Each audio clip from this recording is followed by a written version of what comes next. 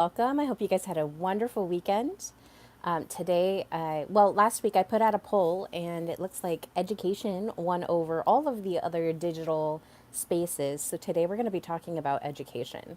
And I was on Substack and I was kind of perusing and I happened to be looking through one of my friends' Substacks, and he does education, and so I asked one of the teachers or one of the posters of an article who was asking about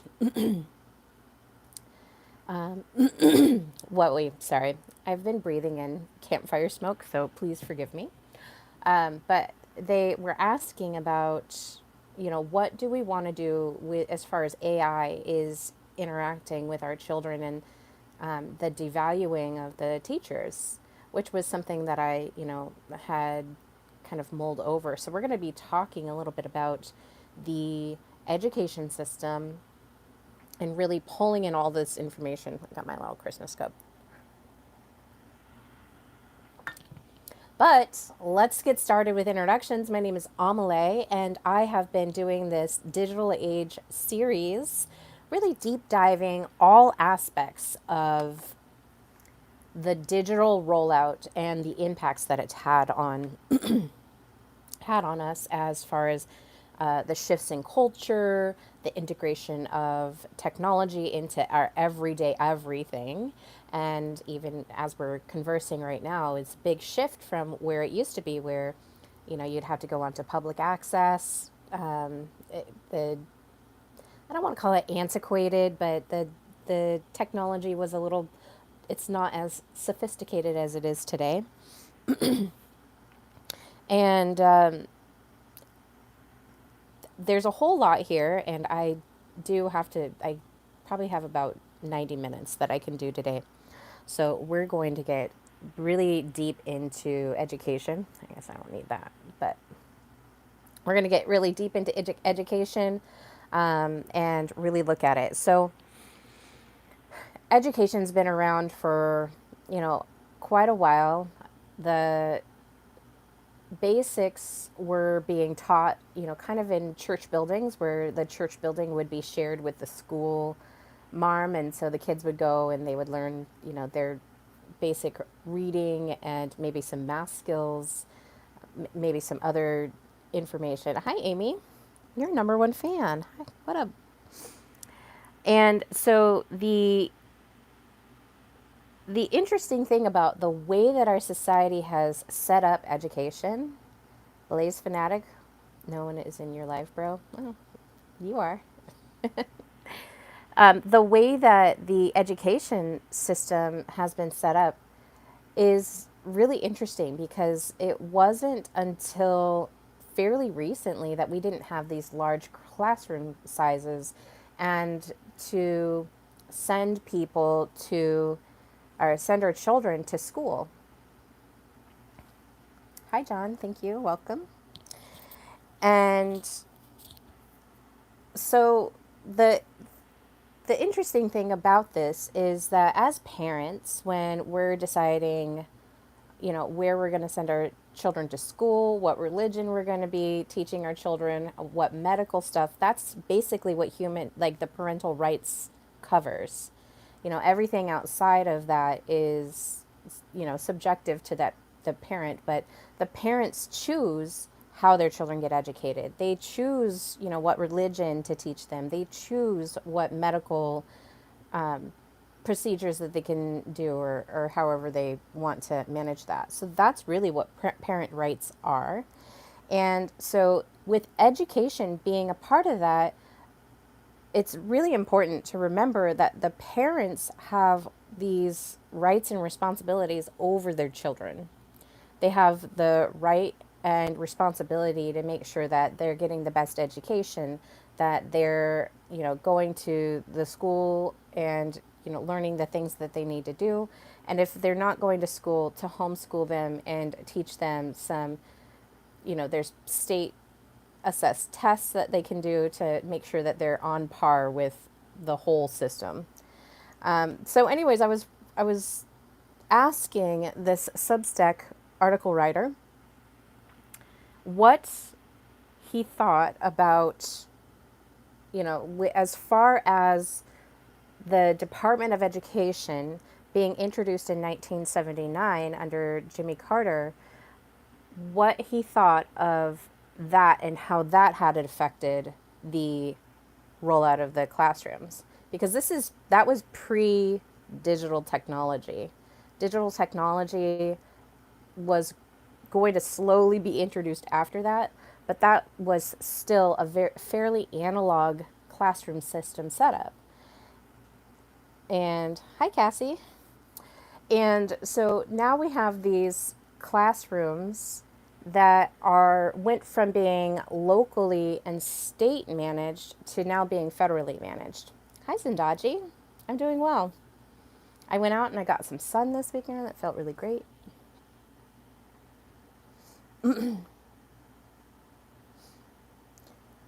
And as somebody who I started kindergarten in 1989, 1988, 1989.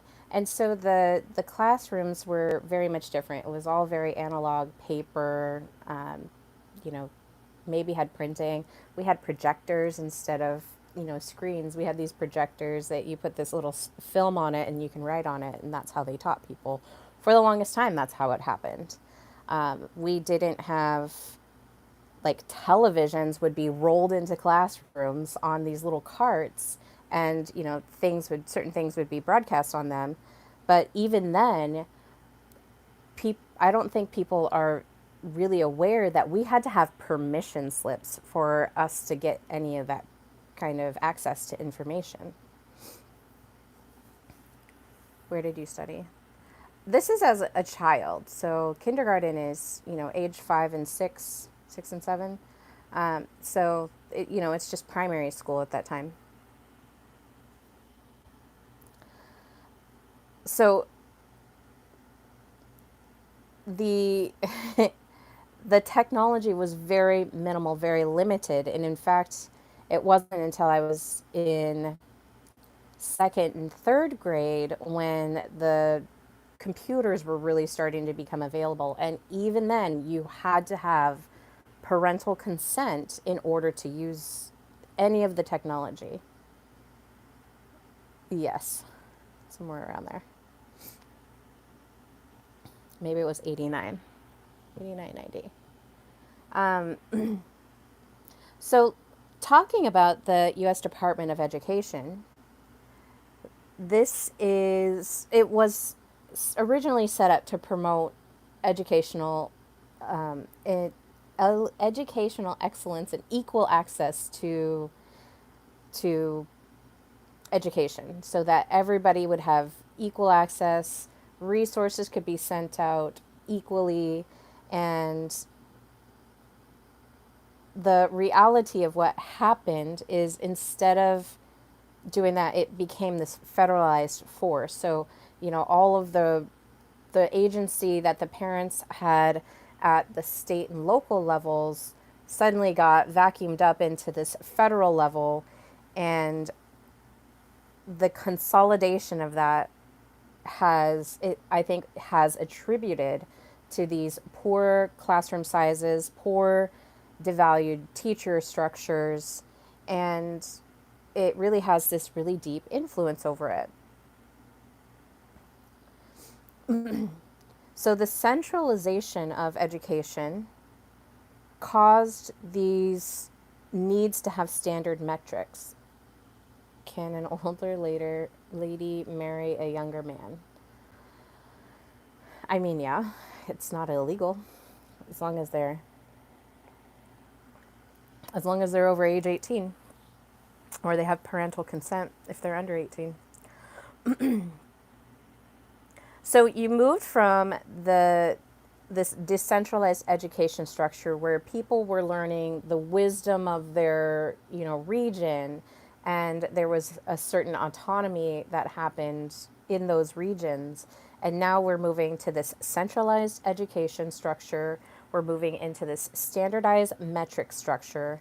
And then there's more compliance because they have to meet these federal standards instead of a natural curiosity for things that maybe affect you. Like if you lived in the Pacific Northwest, maybe there's, and we've kind of returned to that, right? In the Pacific Northwest, there's so many classrooms now that have started outdoor gardens because gardening is kind of this cultural thing in the Pacific Northwest. So instead of being at this local roots education structure, which I think people kind of like a little bit more, they have gone from this local roots structure into this nationalized structure, okay? And the government sanctioned narratives go into that. So government sanctioned textbooks are the only ones that are allowed to be used in these systems. And like I said, we're losing some of that regional wisdom, some of that autonomy that comes in to knowing what your region is like. There's a lot of knowledge that sits in your regional base. So teachers, where they used to have a little bit of creative space in what they're teaching their children, moved from being these creative intellectuals into being more of an administrative, somebody that's like executing the administrative need, filling out all, did we fill out all the forms? And we're going to talk about like No Child Left Behind and even Common Core things that happened in the education system. But the systems pivoted really from nurturing, like one-on-one, really caring about their students one-on-one. And this is not all teachers, but as a general whole, the structure is interesting. So the system pivoted from this nurturing and teaching, maybe even stories from that would be critical to whatever the region that they're in, to just this. It's almost like the digital age where if you start using AI, it averages everything out, and so then it's efficient and it's okay, but it's like bland, and people freaking love novelty. They love novelty. People love novelty. They want to know something that's like outside of it. So it moved from this really deep, soulful thing because we love to learn as kids. We're very curious as children. There's this innocent curiosity about being a child. And each child is different. So instead of the teacher being able to, look at each child as, oh, okay, this is something that's going to be valuable to you, this is going to be valuable to you, and really like having this nurturing environment, now it's like all data sourced. So you have to meet these data requirements. You have to pass the state testing, you have to pass this test, you have to pass that test. How many of your students are at their class level, or they don't even look beyond. It's like you have to just meet the minimum class level. So this happened to me. In first grade, my ability to perform the work was at a third grade level. So I was at first grade level physically, but I was at a third grade level intellectually. So I was able to do third grade work.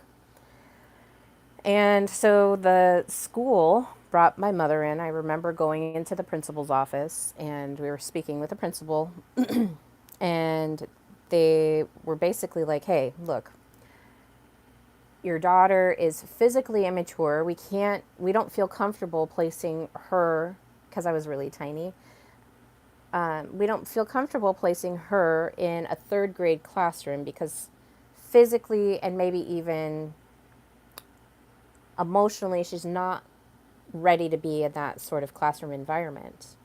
So what they did is they put me into the TAG program, which is Talented and Gifted program, and I think there's different names for it, but so this is still early on. They were able to move me from being in this first grade tier classroom to a third grade tier, but in my first grade classroom. So I sat in the back with like one other kid, and we would do our own work back there, third grade work.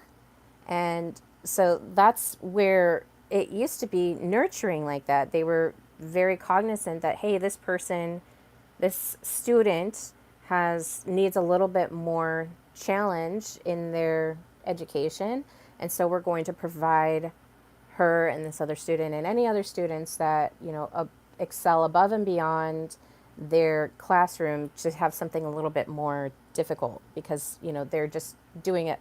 Like I remember doing the first grade work, and I would be so fast at it. I would be the first one done every time. And then it's just like sitting there twiddling my thumbs until the next task came along. And I smoked everyone at Hangman in that class. So it probably wasn't fun for the other kids having something like that. And the student classroom, because we were in a rural town, it wasn't very many children. It was maybe 15 at the most. Um, it was a very tiny classroom.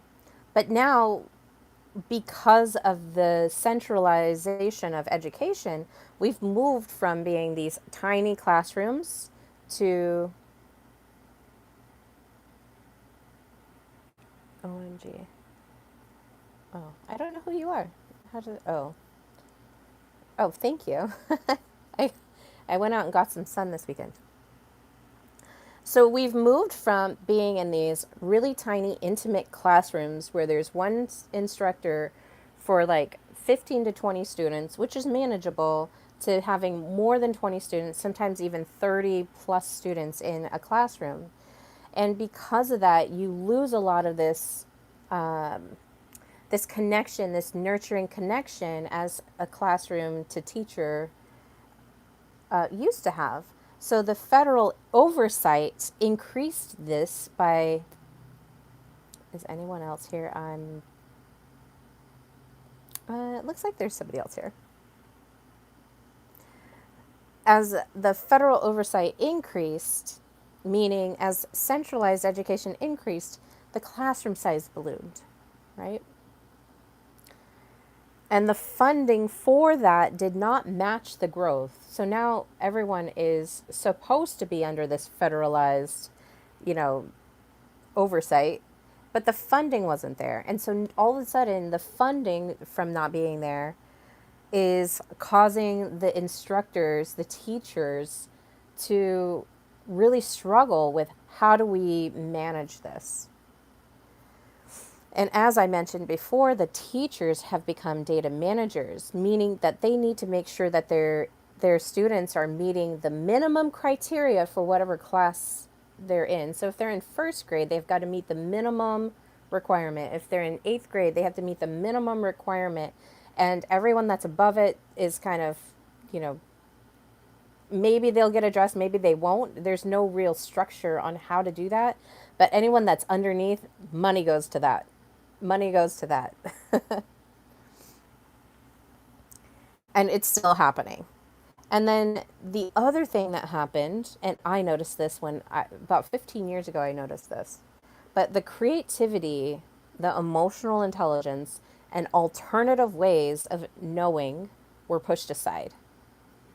And why do I say that that information was pushed aside is when my son was, I think he was my oldest son, when he was I think he was like in fourth grade, maybe younger, third or fourth grade. And he was telling me a story about what was happening in his classroom. And I'm just, I went and I was asking, like, what in the world are they not like showing you how to be like thinking critically, like reasoning of, if I do this, then this is going to happen and here's the consequences. Is that just not there? Like there's nobody kind of mitigating that.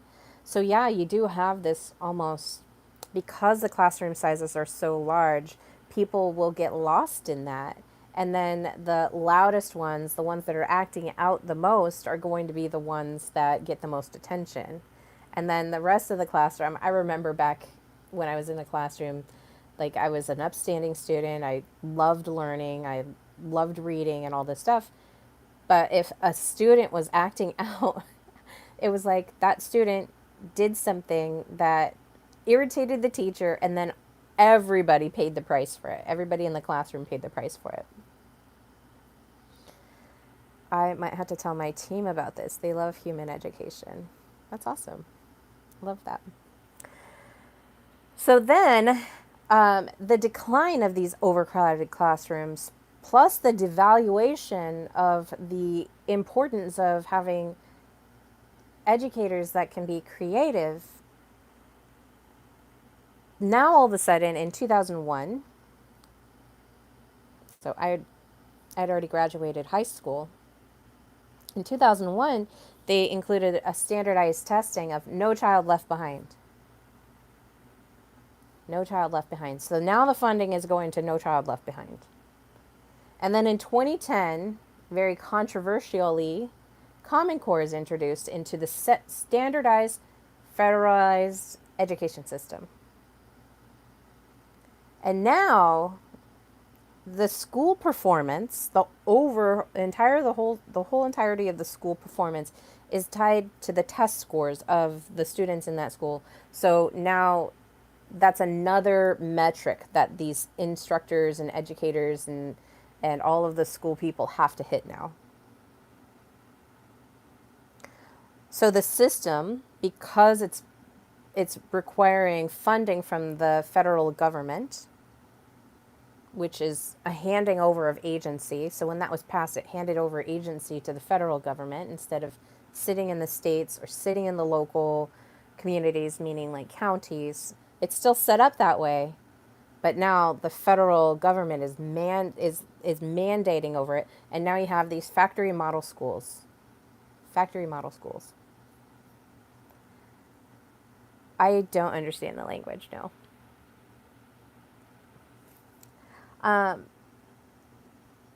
And because of that, now the instructors, now the educators are underpaid and they're burnt out because they not only have, a large number of students in their classes, but now they have to meet all these data metrics. And so they're, managing that, trying to get the students instructed and meeting these metrics instead of listening to their classroom and intuitively and creatively putting things, into their minds that might be interesting. So what are these teachers? Because everything is energy. The energy of the CEO, like that CEO of astronomer that got caught cheating, I'm wondering, like, okay, if he's out doing that with their HR person, their director of HR, people operator, how is that reflected into the rest of the company? I'd be curious. Because energy is everything. That CEO, the leader, the person that is managing a business, their energy is going to filter into their clients, into their employees, and it's no different from a teacher in their classroom. That energy is going down. So what is being taught here is compliance. So the teachers, because they have to comply with all of these data metrics, now they're teaching the students to comply. So this is, the beginning of kind of this interesting piece where textbooks are made by just these one or two companies, maybe three, and all of the textbooks have a certain history, a certain style of education, there's no critical thinking. It's, you get this textbook, you learn it, and then most of the children don't have the critical thinking skills because their prefrontal cortexes are still being formed to go against it. And the ones that do go against it are looked at as the ops, as the kids call it these days. They're the ops.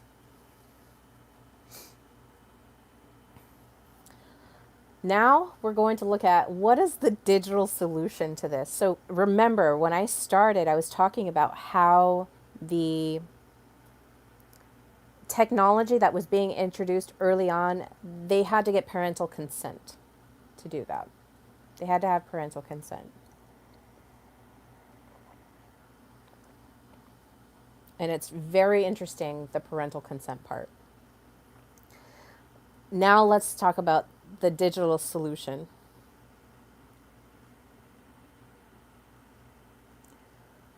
The tech saviors come in, all right?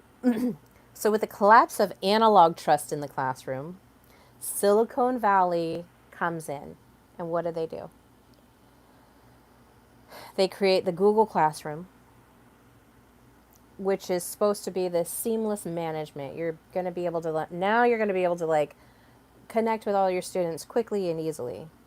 But the Google Classroom also comes with data mining. It comes with the normalization of surveillance, which I think I did a thing on surveillance, or I've at least talked about it in my series here, of, you know, why surveillance is important for us to understand. It's important for us to understand what the data they're mining for and how they're using it. It's important for us to understand, you know, why we should have a bit of privacy versus the surveillance. Even if it's for personalization, you've got to know that that's what you're getting into. That you're trading your privacy for personalization in the digital world. There's a trade-off. You can't have both. The other tools are iPads and laptops. I remember, you know, my youngest son, I spent his first years up until fourth grade, grade 4, I spent homeschooling him. And he could read by age 3. He could read pretty much everything by age 5. And then his math skills, I taught him all of those things. So in grade 5, he actually went to a public school. And they issued out I think it was a Chromebook. Now the iPad and laptops that they're issuing children are because it has to be very social. It's a social project. It's a socialism project because everyone has to have equal access, equal access, which is an interesting thing because, you know, iPads and Macintosh, the Apple founder, Steve Jobs, wouldn't even let his children use any of the digital technology his company was creating. He wouldn't let any of his children use any of the digital technology he was creating. Thank you for stopping by. So now what is the cost of this as we're introducing iPads and laptops to children? What is the cost of this? Screen dependency and a decreased attention span. So screen dependency, decreased attention span are the costs of children using these screens. And everybody, well, not everybody, I'm not going to say that.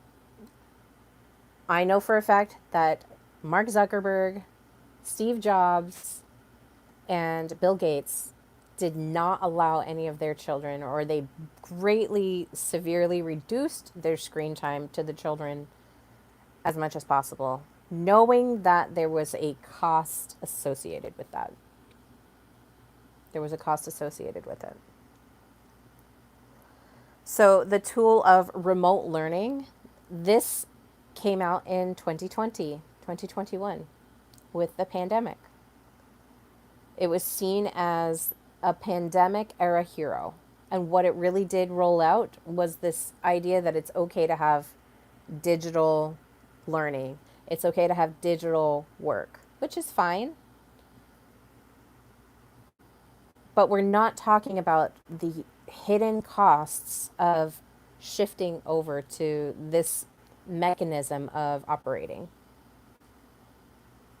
So with remote learning, there was a loss of embodied learning, meaning having a teacher interacting with the students, or having, I think a lot of the parents realized what was going on in the education system at that time, because there was a huge influx of homeschoolers. There was a huge influx of looking at these alternative teaching programs for parents.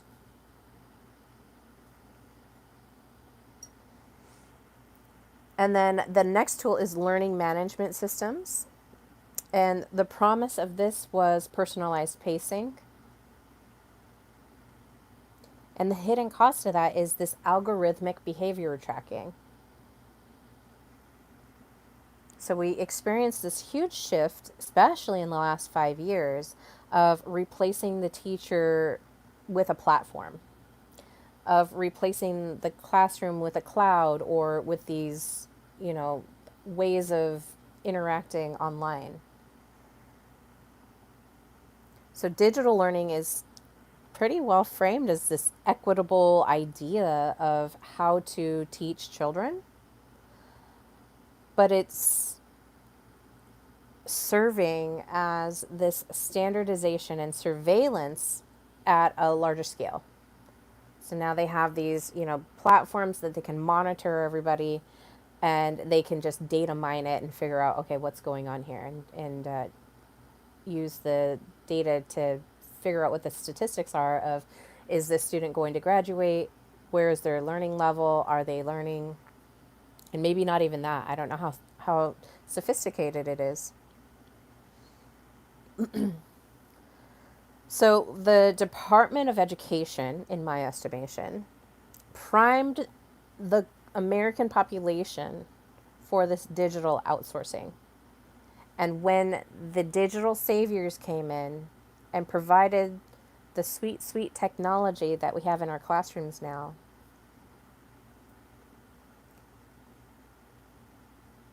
it really made education bland. I remember during the pandemic, one of the most interesting things that was an observation that I had of others, meaning the parents, and their reaction to having to do this digital online learning stuff, was realizing that they were sending their children to a building for roughly 6 hours. And when the parents had to stay at home and teach their children what they were learning in school, that they could get it done in like 2 hours. So they were kind of just filling time with the other time. I don't know exactly what the value of all of the other excess time is. I'm very shocked to hear, when my son tells me, oh yeah, we watched a movie in school today. And I'm like, oh yeah, what movie did you watch? And it's like some Disney movie. And I'm like, I'm not going to send you, I don't want to send you to school so you have to watch these movies. I think they watched Toy Story 3, and he was talking about how, one of the kids in his class was making jokes at the movie, and that was the most memorable part of it. But I'm just like, I would much rather, if you're going to be there watching movies, have you just come home than be home. And he probably would too. But the Department of Education removed this spiritual, creative, and regional identity from the classroom, from the education the students were learning. And then they were introduced with this bureaucratic fatigue, the red tape, the meeting of these metrics. And it disempowered the teachers from being able to read their students that they have in front, read the energy that they have in front of them, and deliver the most potent education that they can to their students that they had. So these teachers became very disempowered. And then now what we have is we have these AI tutors. We have online dashboards. You have these gamified apps. I have a really funny story. I don't know if you guys are interested in it, but I'll tell you. So my son was in fifth grade, and they were doing this. I think it's called a tower game where it's you do all these math things. So it's like a game, but you're playing using mathematics skills in order to be at the top of the class. And so the front of the class, there's a leaderboard of who's got the most points or whatever. And so my son is playing, and all the students are in there, and you get to choose your little avatar. You get to choose your name.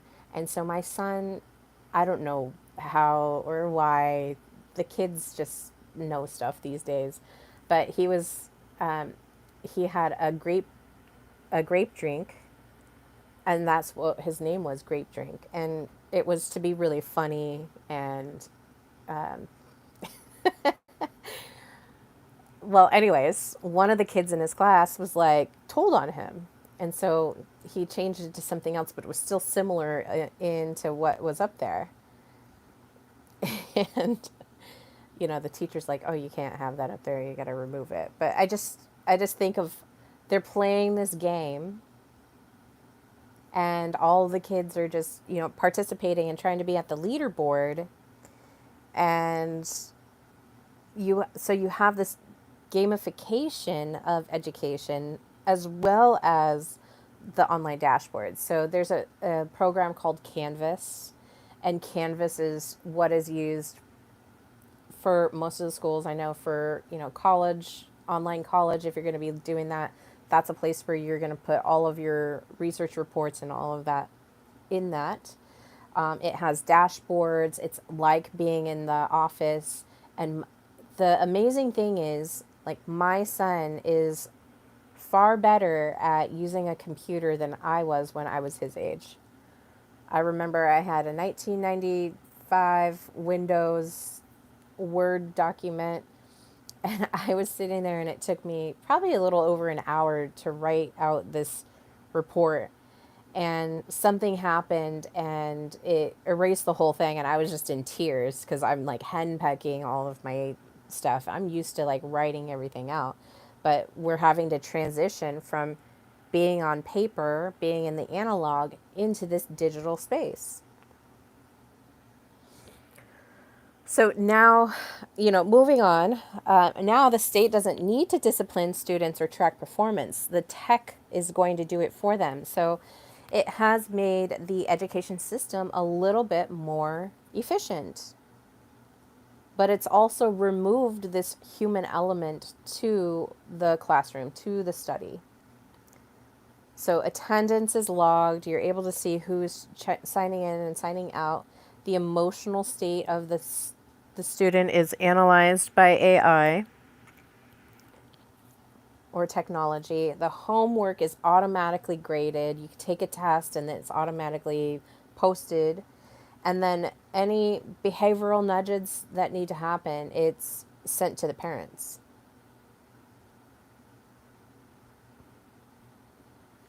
So where is this heading? As we do this education technology normalization, children are going to grow up being more accustomed to trusting these platforms than people. And we're starting to kind of see that already. I argue that we were already seeing it in the 90s because being screen dependent, I think, has a huge role in the attention that people can hold. So people are now unable to pay attention for long periods of time. When Vine came out, it's like this 30-second video that you can play, and people got really creative with it, but it's 30 seconds. And then when Twitter came out, it was like 60, I think it was 60. You can use 60 spaces to make a tweet. And of course, now it's like longer and you can go live on there and everything. But at the time that it came out, it was this short attention span. And so it was feeding into this short attention span.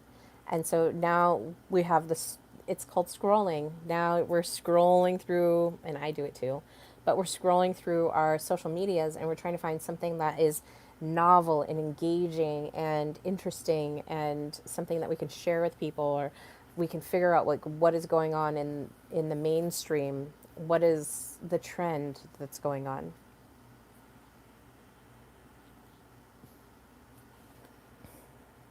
Biometric learning tools, there's headbands that measure brain waves for focus.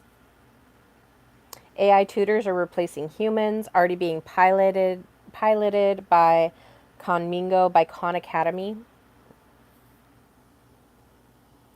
Curriculum pipelines are directing training for big tech pipelines.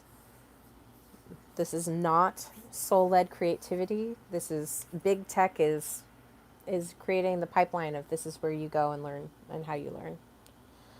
Credentialing via blockchain, degrees replaced with digital badges in soul-bound tokens. And then CBDC linked student loans. So financial compliance is baked into future learning access. So education is this gateway. Education, started with these permission slips, and now it was a permission slip to opt in. And now you need a permission slip to opt out. And if you opt out, it could be seen as detrimental to your child's future. The moment we agreed to digitize childhood learning is when we opened Pandora's box. We opened the portal.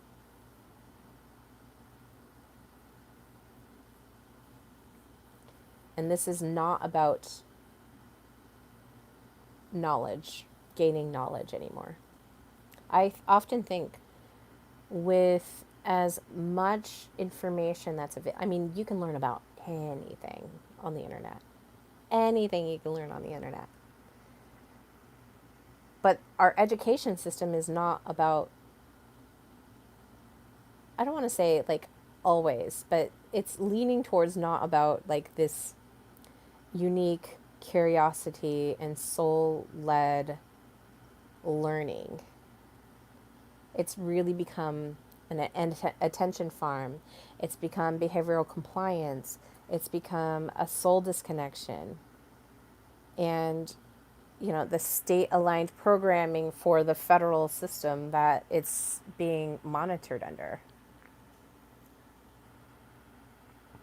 Couple a couple parts ago in my series, we were talking about Pleasure Island and Pinocchio. I think it was in the brothel series. It wasn't, that's not, Pleasure Island is not just for Pinocchio.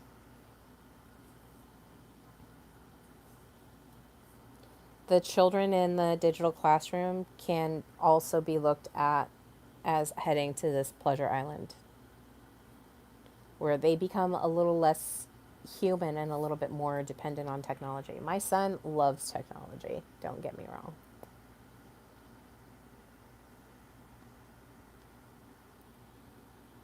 But we also have to integrate the humanity, the soul part of our existence, our being here.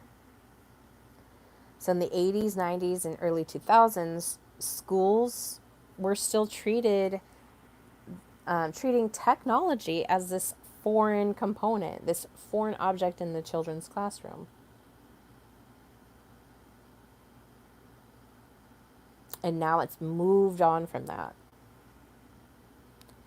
You used to need to have permission to watch a PG or PG-13 movie in a classroom, to use a computer, to use the internet, to use email, to get a permission slip to be recorded or to be photographed. You had to like sign off a permission slip. And now that's at the beginning packet of the school. You can still opt out of it, but a lot of parents don't even read the terms and conditions.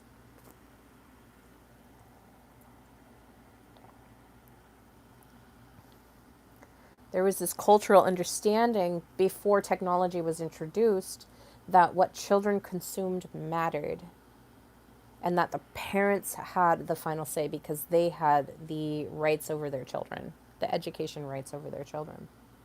And you still do. It didn't go away. It just was forgotten. It kind of got consumed by this everyone is using technology. It's a novelty. Let's go teach our children it. Let's go learn it.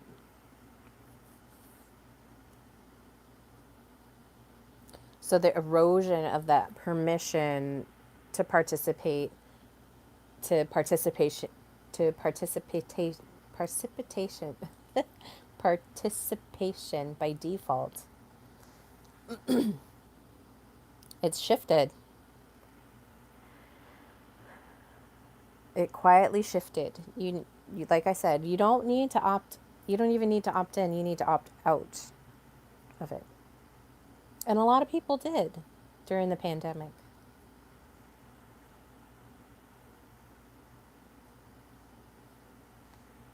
And if there is no option, know that you do have an option. I know that, everyone used to think that you had to get a vaccine in order to go to school, and that's just not true. You can opt out. It's your right to have medical sovereignty over your children as a parent.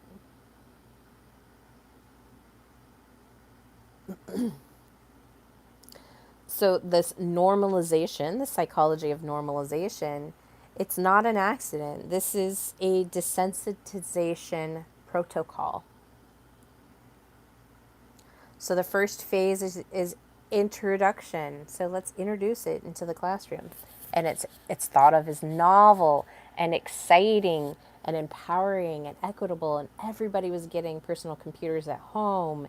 So we've now got to get it in the classroom, and now the students are going to be excited about using these technologies in the classroom because it's novel, like it's interesting.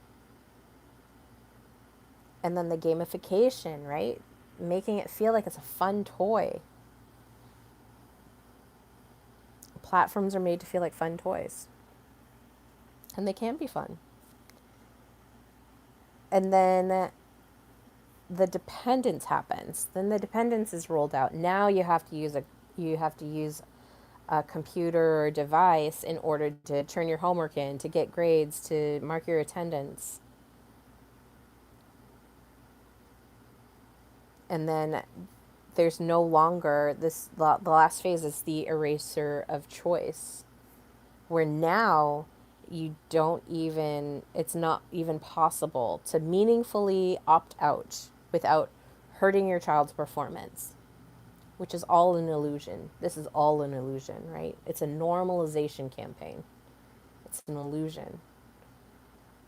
There are options. It's just you have to make and commit to the switch of it.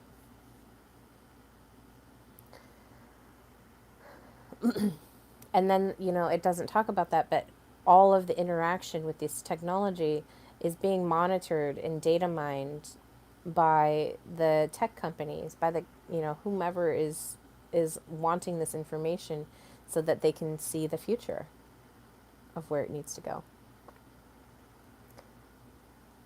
The remainder of this, the consent collapse and why it matters that this consent collapsed, is now there's fingerprinting in lunch lines.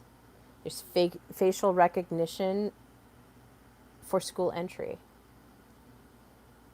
There's biometric trackers tracking behavioral performance, emotional performance, and they're marketed as these focus tools.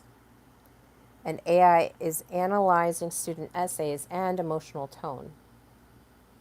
Remember, I don't think that technology is bad, but we do need to think about how we're wielding the technology, how we're wielding AI. So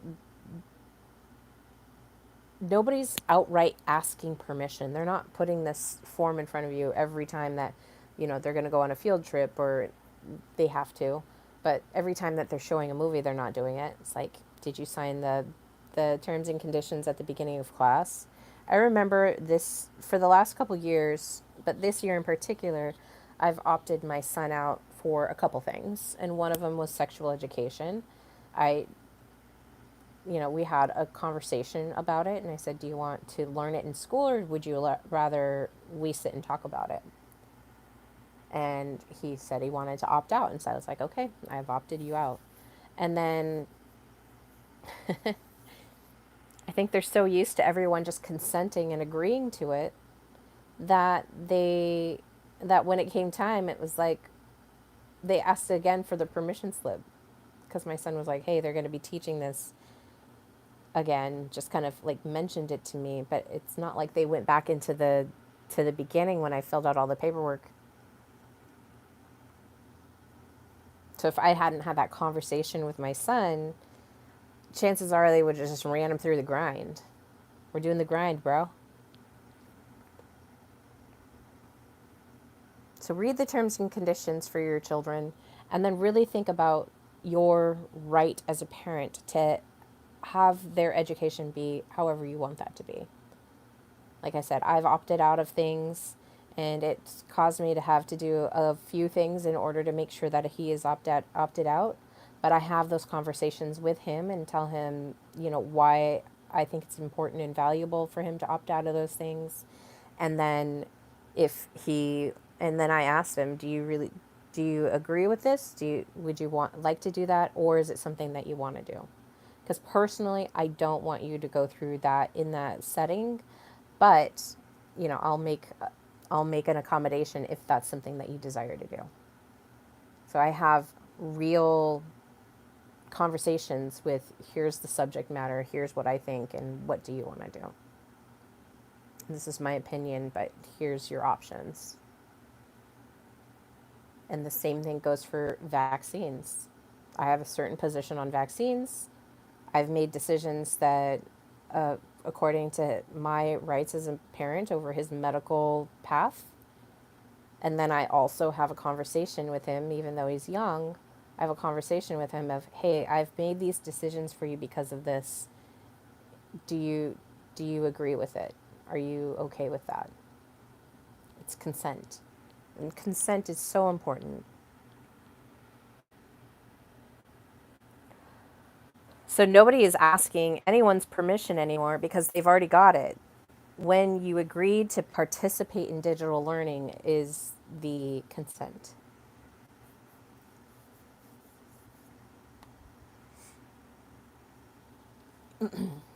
All right. So there's no real, I'm going to move into the parental rights. There's no real amendment in the Constitution that outright says this is your parental rights, this is what it covers. But the Supreme Court has historically upheld the parental rights through substantive due process of the 14th Amendment. So, for example, Meyer versus Nebraska and Pierce versus the Society of Sisters have have moved through the Supreme Court and have upheld parental rights as far as under that 14th Amendment. Because it's not enshrined, meaning that it's not like outright laid in the amendment, in the amendments, it still means that there is cause for it to be manipulated or for like digital policies to erode what that means, or maybe even bureaucracy to erode the parental rights. But it takes the parent to speak up and stand up for it. The other thing that I want to talk about, and I kind of briefly discussed, was this paradox of the digital age, where it's called the information age. Some people call it the information age. I don't think that, as I'm working on this, that completely encompasses all of what I think the digital age is. It's more than information. It's this shift from analog to digital rollout. But I want to talk, I think this is very important because it seems like, to me, the attention spans, the decision making, the problem solving skills, like all of these cognitive functions are being affected by the digital technology. So there's this interesting paradox that comes into the digital age, that you have not just the digital rollout, not just information that is just everything is available at your fingertips. So you have information abundance. However, there's this lack of wisdom. There's this lack of discernment. There's this lack of connection with people. There's this lack of emotional intelligence. So I laid out a few different things of why this is happening and why I think it's affecting everyone. So you have information abundance, which is leading to this wisdom deficit. So we have this abundance and deficit of information and then lack of wisdom. So one of the things is cognitive overload. So you have too much input. Too much input. It's overstimulating for you to be able to like go and grab all this information. When I have, how do I want to say this? When I have my moments of brilliance, when I have my moments where like the aha moment is coming through and I feel it and I'm like, oh my gosh, I can't wait to share this with my audience. I understand that learning things is this cyclical, it's a cyclical way of getting stuff. So when I have my moments of brilliance, I might have like two or three things pop off, and then I have this lull moment where it's like a recovery moment where like new information is not coming in, but I'm like still processing this old information. And then like the new thing will come in, and then aha, I have my, it's like a moon cycle. Oh my gosh, okay. This is being birthed right now, the new moon. Ah, share the information, and then it kind of goes back into this. So I understand things from this cyclical environment because that is how I am receiving things in. Like I receive divine information in a cyclical manner. But when you have too much input, like if I was on all the time, it would be an overload. I would be overloaded. I wouldn't be able to have the aha moments. It would just be kind of this overstimulation of aha moment, right? So there is this recovery period where it needs to metabolize and the information and the wisdom needs to be, hi Mike, welcome.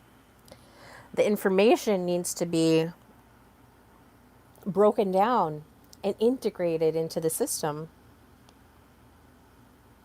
The cognitive overload, so our cognitive functions need to have rest periods. Like I said, we can't just be on all the time. Our brains react by filtering information. So when we cognitively are learning something, there's three parts of the memory that happen.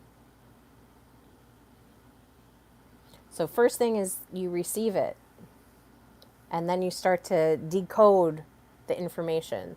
So you learn a thing, you start to decode, and then all of that information gets placed into the storage facility within your brain. So we have storage capacity in our brain. And that could be audio, which is a phonological loop, or it can be visual, which is like this sensory motor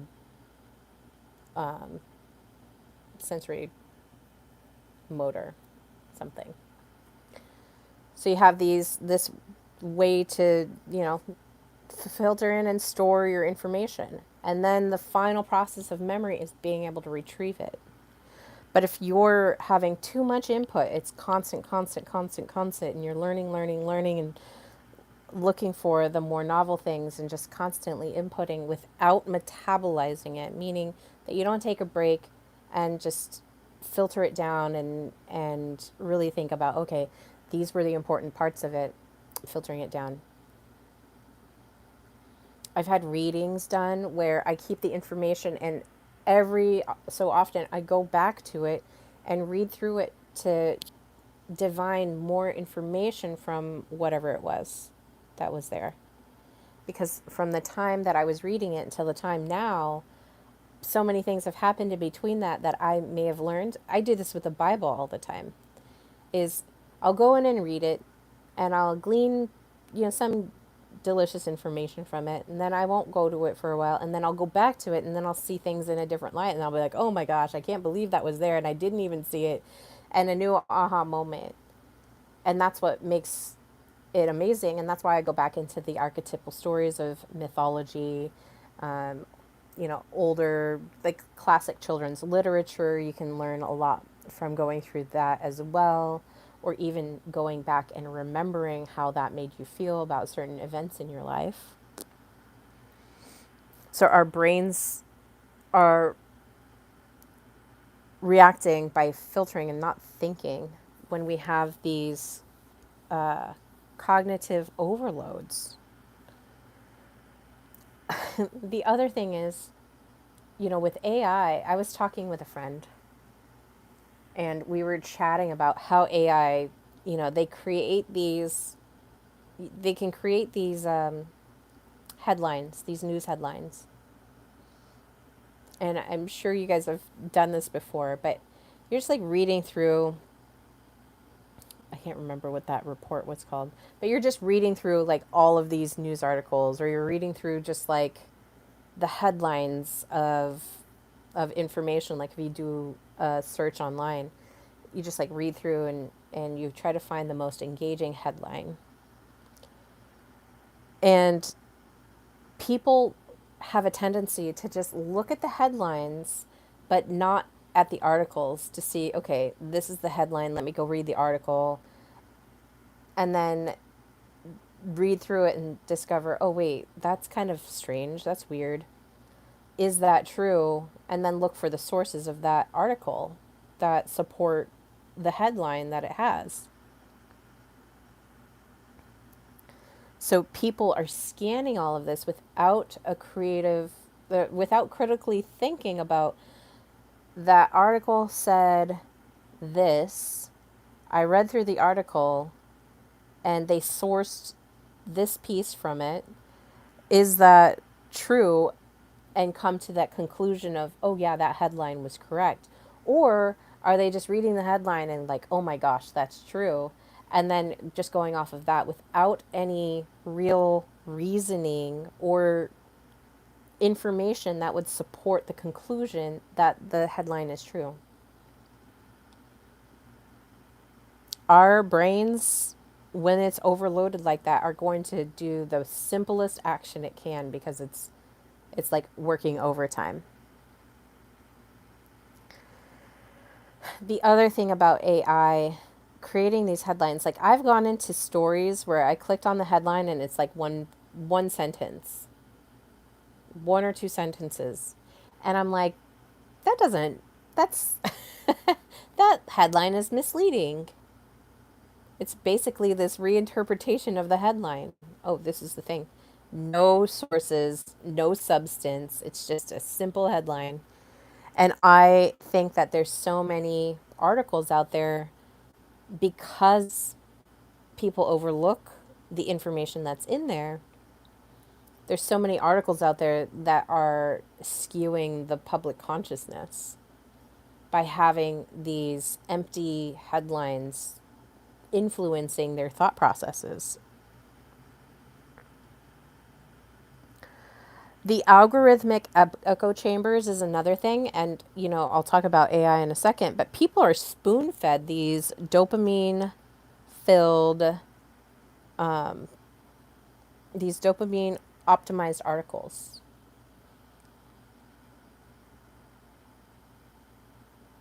And with personalization, it gets even crazier because now AI can feed your dopamine hits because you're showing them what you like to read with these articles that have these, fantastical headlines that might make you feel a certain way or another.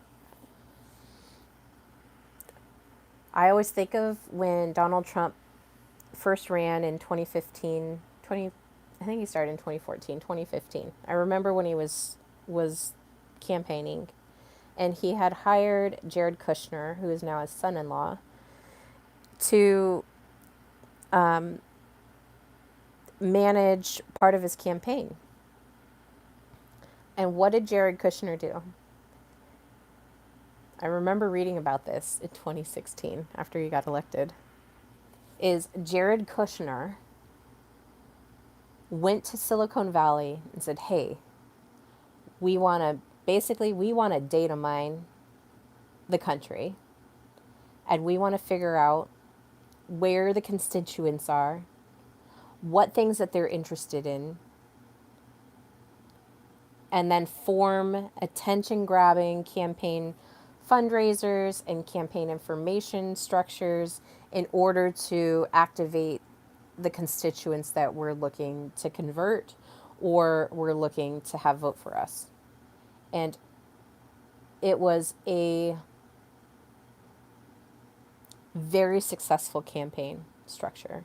It was about 100 data experts from Silicon Valley, 100 people around that effectively helped Donald Trump win in a landslide in 2016, 2015, 2016.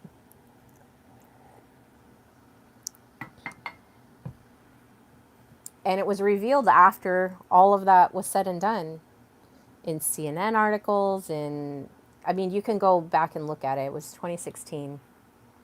I recently looked at it in an article because I was writing about it in a research paper I was writing. But essentially what happened is Jared Kushner's team was able to, with a very small team, that's a very small team, 100 people, let's say it's 150 people, that affected millions and millions of people. They were able to go into every state. They were able to go into every county. They were able to go into every city and extract the information. And with all that information, formulate campaign headlines that targeted certain constituents and had them vote for Trump, had them give money to the campaign. It was an advanced data mining project.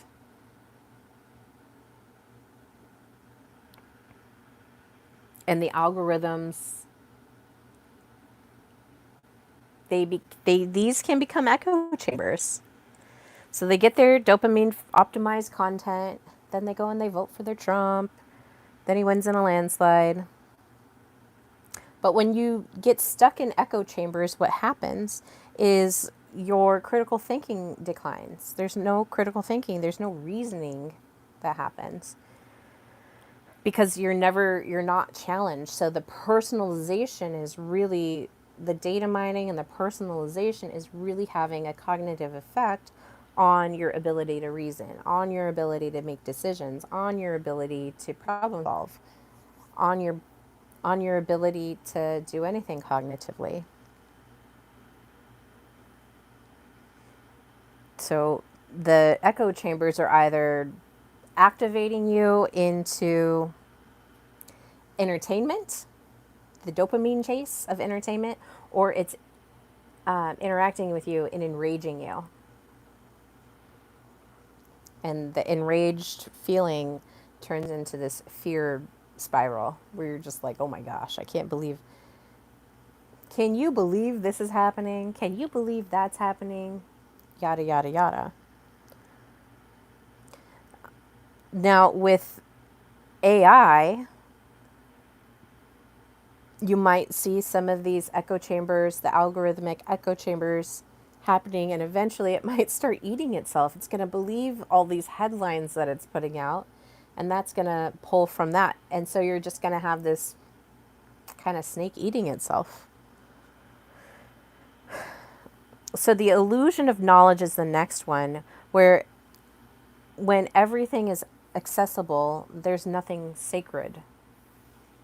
When all the knowledge is accessible, there's nothing sacred.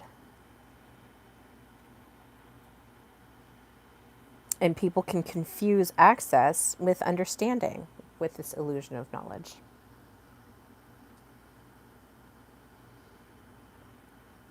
So just because you can Google it, just because you can search it online, does not necessarily mean that you're grasping it or that you even care about the knowledge that you're grasping.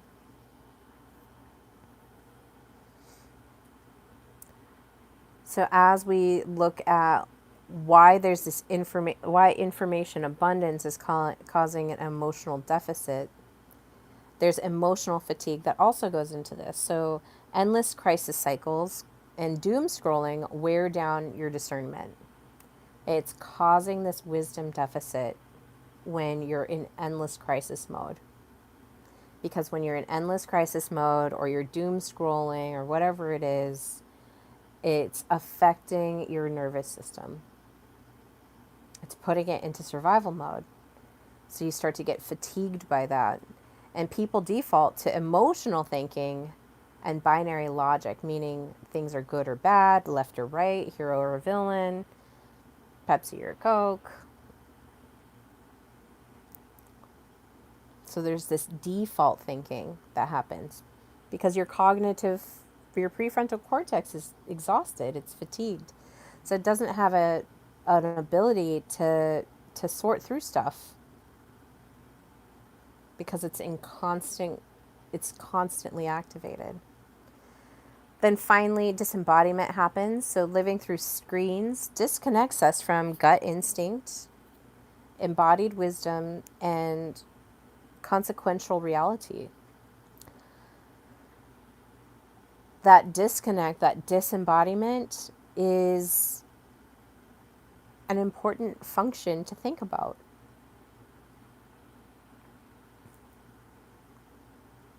And I saw this happening with my older son. He was young at the time, but I saw it happening in his school with his students, with his peers, and I was like, wait, what's going on? What's going on with the critical thinking?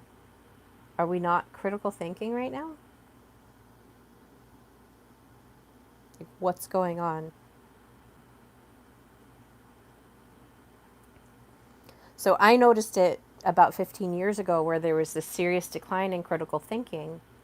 And I didn't even know at the time that it was caused by the digital technology. I didn't even notice it.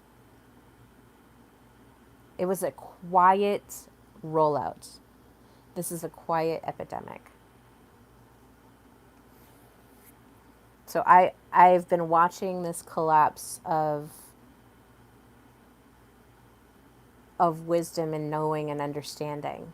I've been watching it slowly over time, and only now can I really truly name it. And it's been very activating for me, meaning that it has expanded my consciousness. I'm feeling it on a very deep level. I'm penetrating it and I'm feeling it on a very deep level, and I'm working as best as I can to help to move this energy by naming it. By naming it.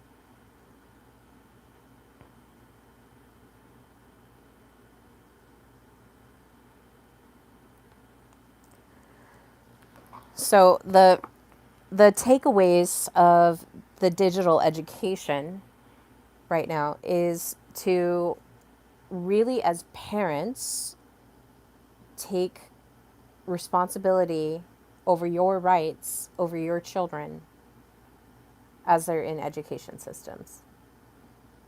Know what they're consuming, know, what technology they're using. Talk to your children about what's going on in their classrooms if they're still going to public school. Otherwise, figure out ways to either homeschool or find an alternative way to teach them. There's lots of different things out there.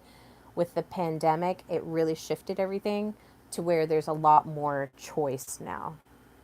So there's a lot more choice going on, and there are ways to do it. Just sometimes you have to get pretty creative with it. I homeschooled my son for, up until grade 4. And I worked, I was buying a house, I was going to school myself, and I still managed to make it happen for him. And I mean, he loves technology. He loves using it. He loves being a part of it. And we still chat about the impact that it can have on the mind, the impact it can have on the brain. And he, even though he loves technology, he's very much against AI. He makes fun of me for it, in fact. So that's the takeaway. The other thing is the degradation of the classrooms is occurring not because of technology, but because of the centralization of the education system. It really has caused these standardized metrics to affect how teachers can influence and instruct and teach your children.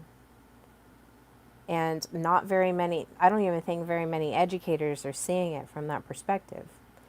The final thing is technology is, because of the overload, because of the information that's available, because of the dopamine that our brains don't understand the reality versus the digital reality. Like, it thinks it's both true. So when you're in that and you're overloading yourself, like, I can feel fatigued too. I fatigue myself on technology a lot. And I could feel it in my system, and that's when I know, okay, I've got to go out and touch grass. That's what the kids say. I mean, they say that, but it's so true. Like, go touch grass, bro, Meaning you've been sitting in front of your computer for too long. You've been sitting in front of a screen too long. You need to, like, boot out of it. And the interesting thing is, like, we had television, or we had movie, like Clockwork Orange comes to mind. Clockwork Orange came out, and he had the thing on his eyes and was being, subjugated to this information. We've got programs that we know of, like MK Ultra, that they're using the technology to really influence people, and you can get influenced on it. I told the story during my digital game series where I was playing Grand Theft Auto for 3 days straight. And then when I went out to touch grass, so to speak, it wasn't a thing then, but when I went out to go touch grass, just to go to the grocery store with my mother, like, I could see how that game influenced me, so much so that I almost grabbed the wheel, ran into a police car. Like, I thought about it. It was just a thought, because you could do that in the game. The video game had influenced me enough. I didn't do that, but I thought about it. And then I told my mom, and she was like, "Oh my gosh." But the screens are influencing us more than we perceive sometimes. More than we perceive. So that's why I'm out here just sharing the knowledge, sharing the wealth. Got to re-energize. Yeah, you got to go out. You got to go out and do something outside. You've got to do something that takes your eyes away from it and just readjust you to the external environment that is our natural thing. So we naturally perceive we're paying attention to our inner goings ons, and then we're also paying attention to the environment, the things that are outside of us. And when we split that between the 3D realm and the digital realm, it's an even bigger overload. And so it doesn't surprise me that things like ADHD, ADD, OCD, like all of these disorders are suddenly like a thing. that autism has seen a rise in the past, however long. In the past, like, since the 80s, it's grown dramatically. And people want to say, like, oh, yeah, it's vaccines. I don't think that's all of it. I think this digital rollout has had a huge impact on it, and I haven't seen anything on it yet, but maybe I'll look and see if there's some case studies that can support that. Because right now, as I'm looking into it, that's what I see. It's rolling along the same timeline, right? Well, that is my spiel on education. I hope that was valuable. It'll be a part of it's obviously a part of the series. Next, I'm going to hit up cryptocurrencies.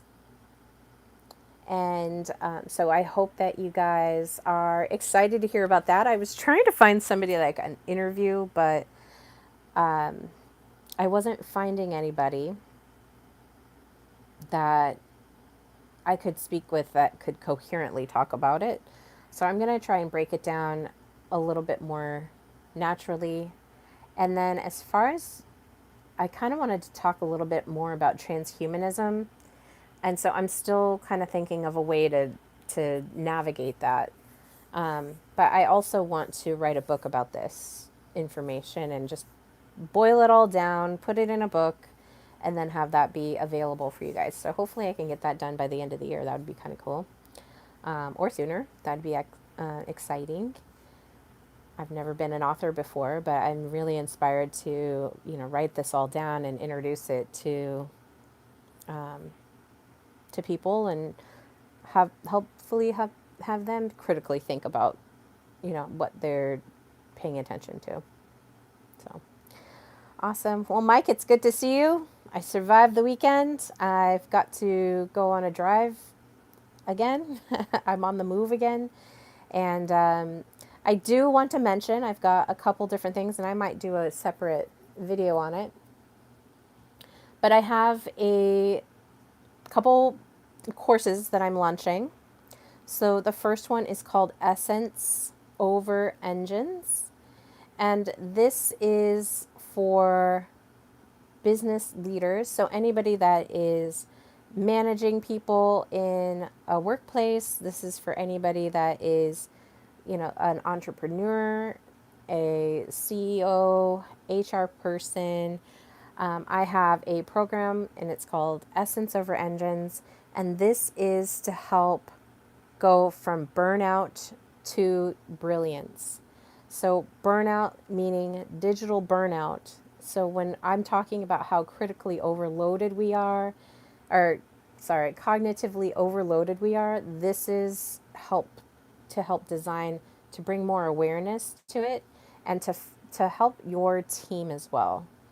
So, your energy from the top down is being felt by your entire team. So if you have a boss that is always stressed out, that is always panicking, is always in survival mode, is afraid of not meeting their metrics, whatever it is, you as an employee will feel that. And I've experienced this, and so I know it's very true. So I designed this program to help that leader, or even if you want to do it for yourself, as far as helping your family out and just becoming a stronger leader. This program embodies, or it teaches you emotional intelligence and social intelligence tools to help you help others. And so that one is a great program. If you are working, you can ask your job. It is considered an education course, which is extra education. So if you have a company that you're working for, you can even ask them if they would mind paying for it. It's 555 to be a part of it. And I've asked my companies that I've worked for to pay for extra education courses as far as, learning leadership, learning extra tools, learning emotional intelligence, to pay for my programs, and they've done that before. Most companies have resources to help pay for that kind of stuff.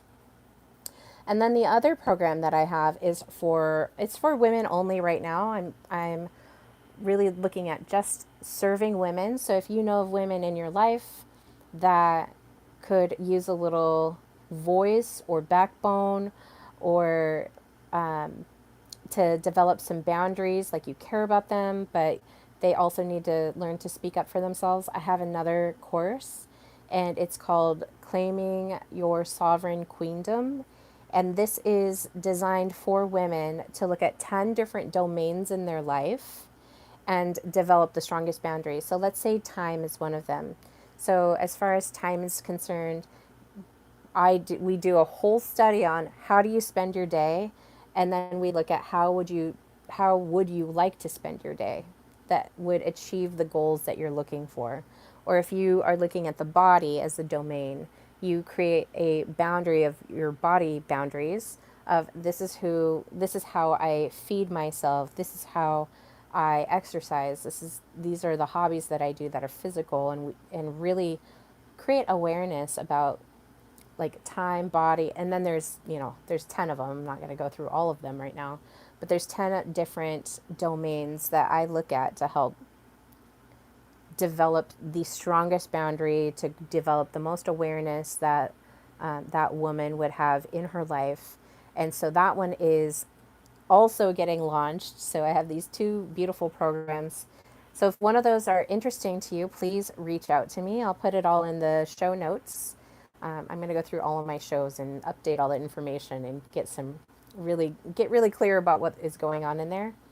But these two programs I think are really going to be critical as we go through what we're trying to do here with the Digital Age series, which is to counterbalance this AI, this cold AI, with some warm EI. We need a counterbalance for harmony in our society. And so these programs are really designed with all of this energy that have been moving through these discussions in mind. So if you can think of people that would be interested in it, please reach out to me and let me know, or have them reach out to me. It's Amelie at Soulestic Intelligence is my email address. And I would love to connect with the people that are in your lives that you love, or maybe you're part of somebody that wants to be on that. I know I'm so excited for my programs. I think they're great. But if you want to participate in that, please let me know. Like I said, the the one for women only is not necessarily one that can be used in the workplace, but the other one is. Essence over engines is something that a workplace could pay for. So please reach out to me for more information, and then you can go and get permission from them. Companies typically have about $150 to $1,200 per person to help educate them, and so it is a really great way to integrate some soft skills into your resume, into your being, and into your interactions with others. It really helps to connect you and create a peaceful environment instead of this coldly governed environment that we have nowadays. So, all right, well, I am going to go. I hope you guys have a wonderful day. I will see you tomorrow at 11. I'll post a thing here shortly on the topic, and I think I have an idea of what it's going to be. But yeah, I appreciate you. Thank you so much for watching, and I will see you later. Have a great day. Bye.